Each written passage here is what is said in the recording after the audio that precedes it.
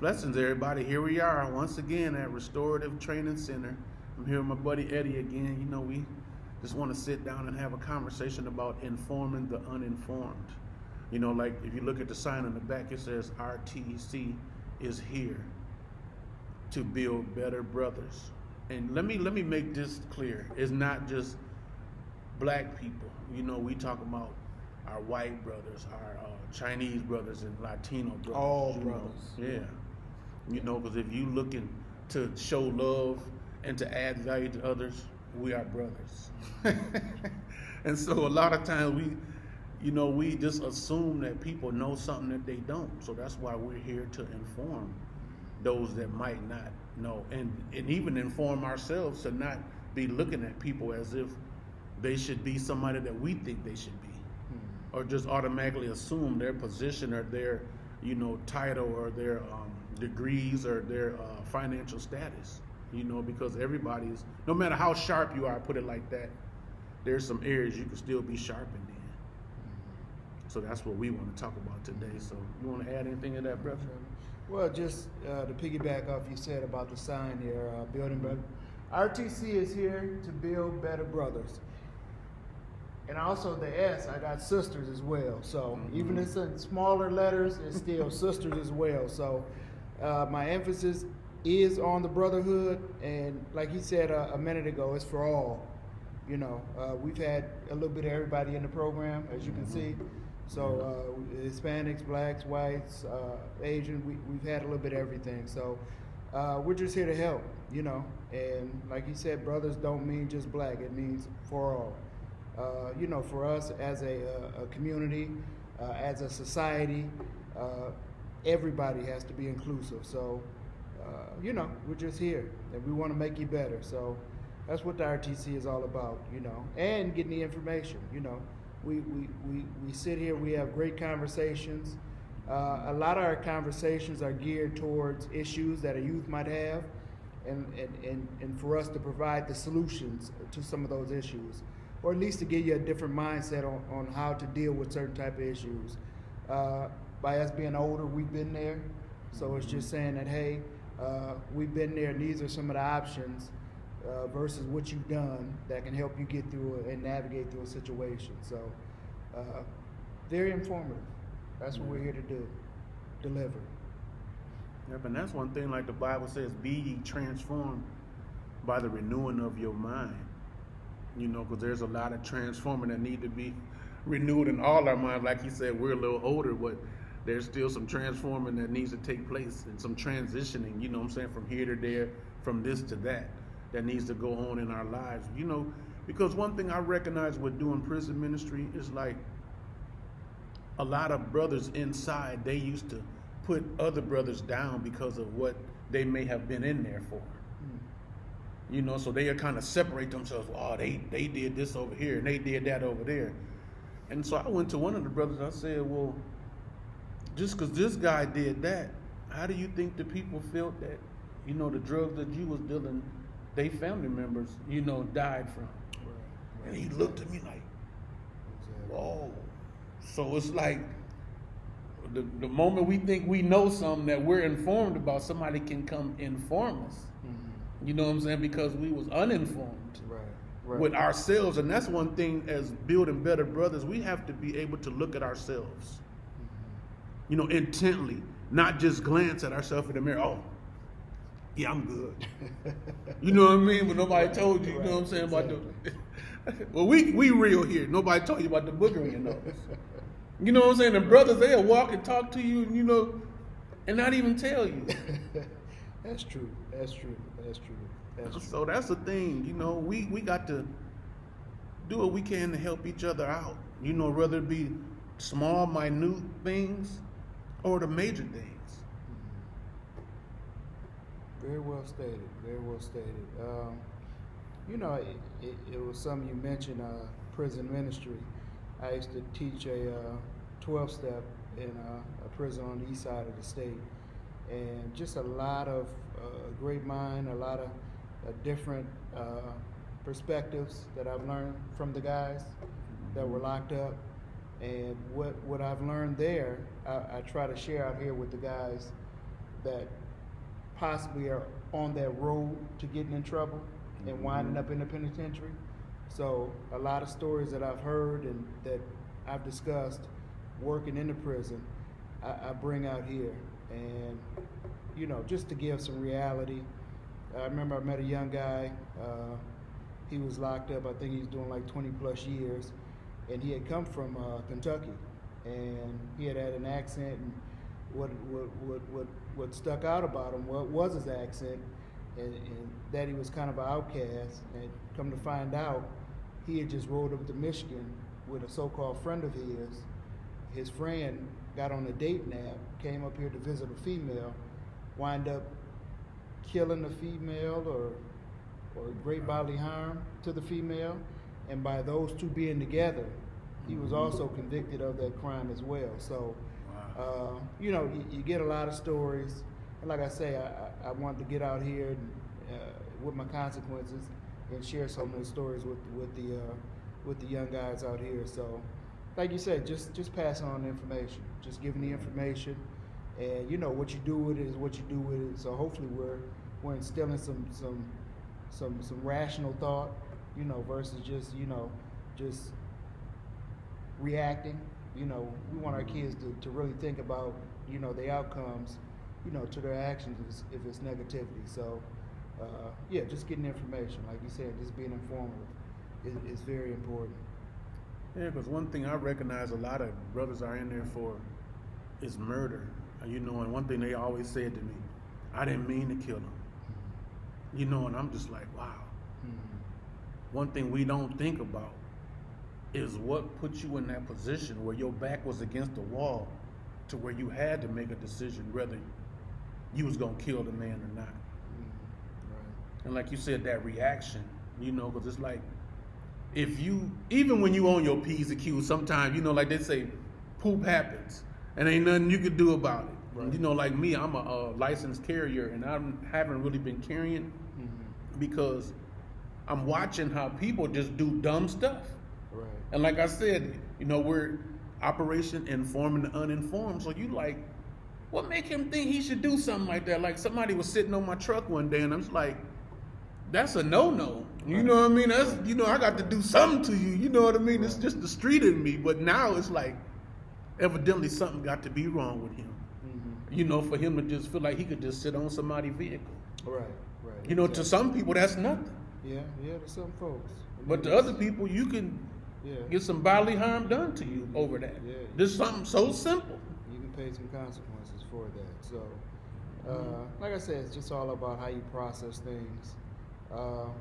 What you mentioned about the homicide and guys that are in the joint for murder. In my consequences, I have an 85 percentile, and it just said 85%. And what that means is that once you commit a crime like murder, 85% of the guys that are in penitentiary, from my experience, are remorseful. They wish they hadn't have done it. And I tell young guys that all the time. So I have 10 guys stand up, and I have, out of those 10 standing, I have 8.5 to 9 of them sit down. So out of that 8.5 to 9, these are the guys that are remorseful. From the time they pull the trigger, it might not be from the exact, you know, time they pull the trigger, but whether it's down the line or not, they're remorseful. It's that 1.5%, 1%, that 10%, 15% that just don't care. You know, would do it all over again. But most people that commit homicides are very remorseful after they committed the crime. But like I tell young guys, it's too late. Once you commit that crime and you know you take a life, then after that it's you know, you got to deal with the consequences. It's a wrap. It's a wrap, exactly. So that's a very large percentage, and for our youth to see it visually, to see like there's only 1 out of 10 that just say, hey, I done it, I'll live with it, so be it, whatever. But most of us that commit those kind of crimes are remorseful.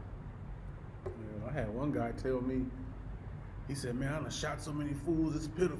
He said the one that he didn't do, that's the one he got convicted of. Mm-hmm. But he's still in there like, yeah, I did it. And, it's like he still got that wild mentality like he still haven't learned. Right. And so it's like you have to really just take heed of what people are saying. Like there's a scripture in the Bible, take heed in how you hear. Because a lot of times people are informing us of stuff, but we not listening because we automatically assume what we think they're saying. Right. Oh, he's not a bad guy. He ain't this and that. No, did you hear what he said?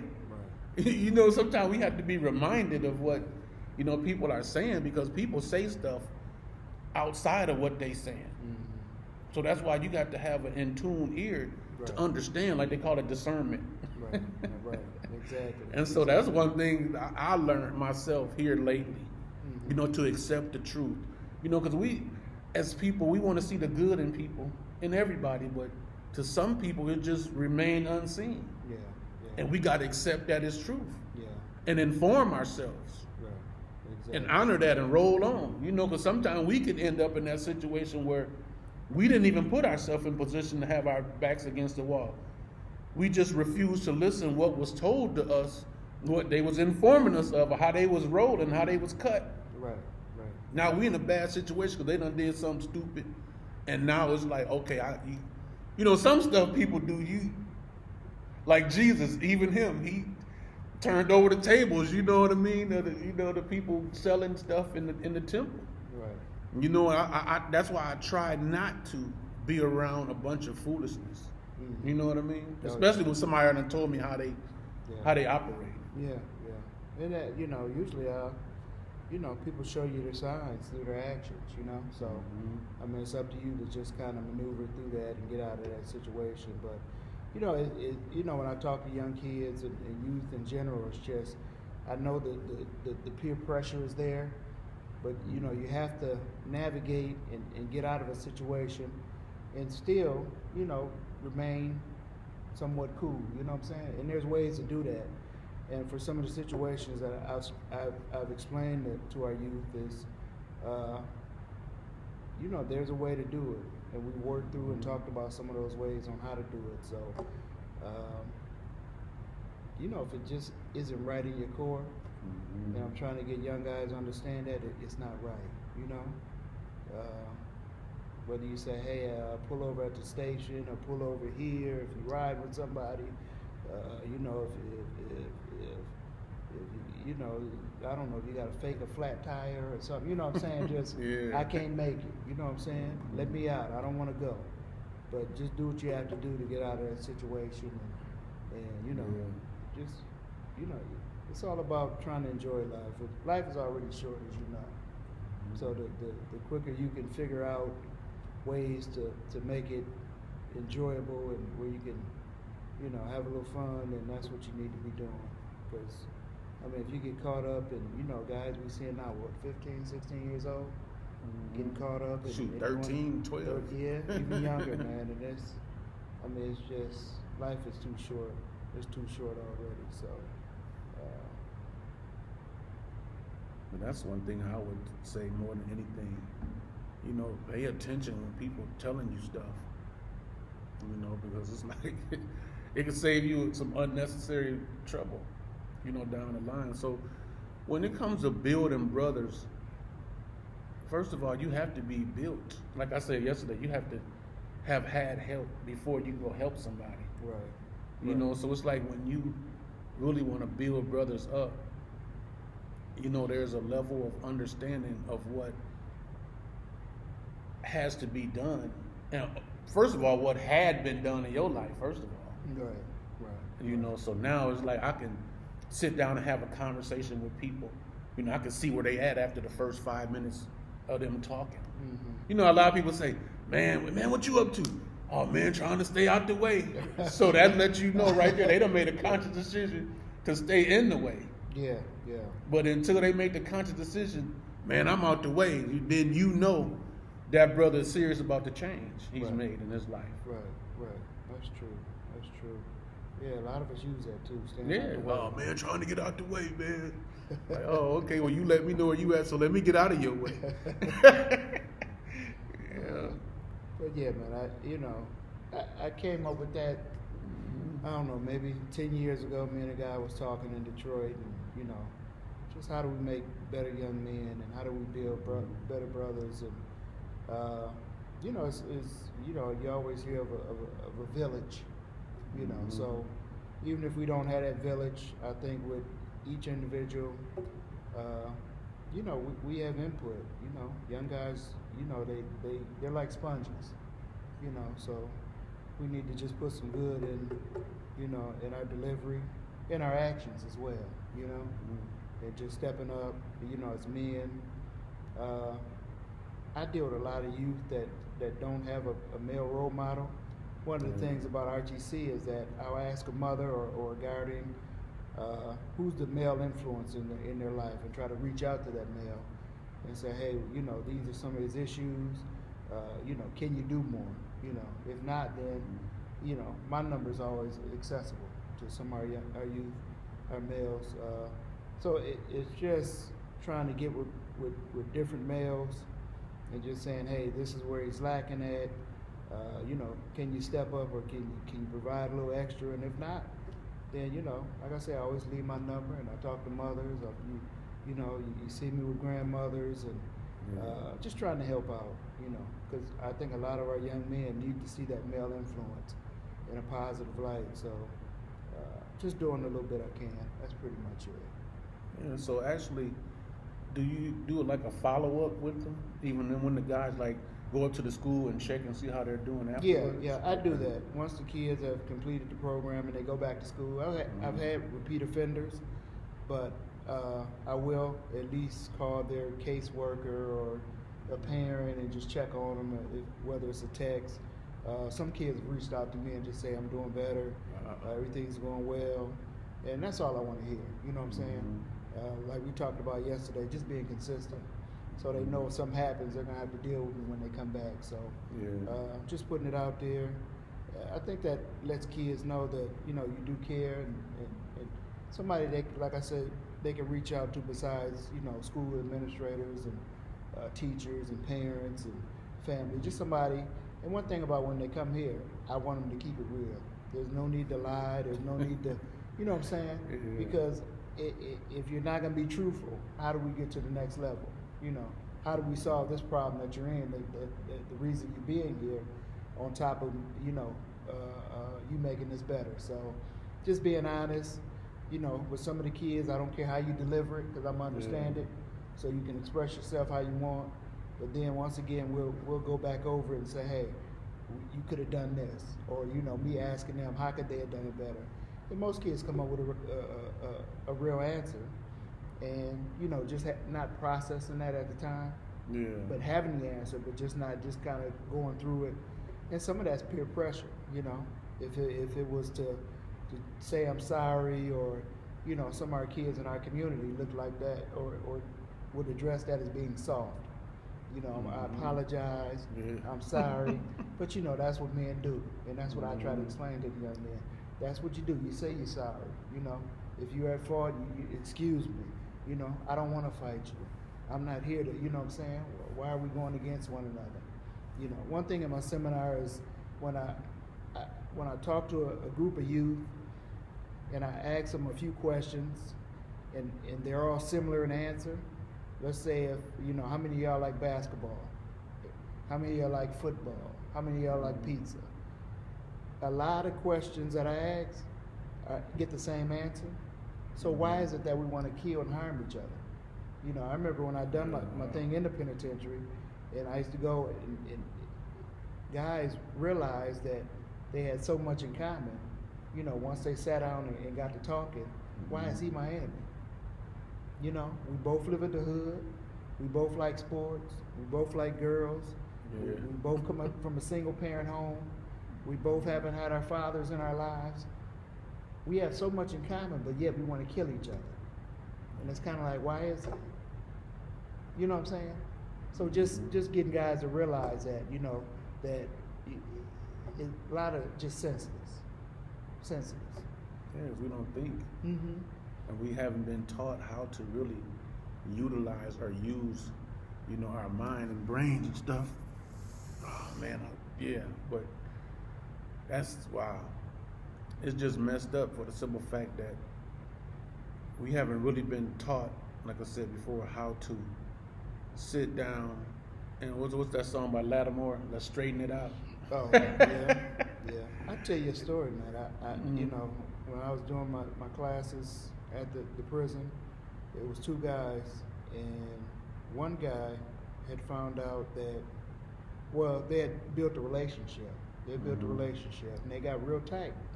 But come to find out, the guy that he knew, or come to find out,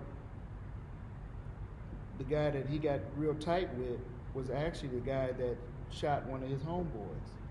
Mm-hmm.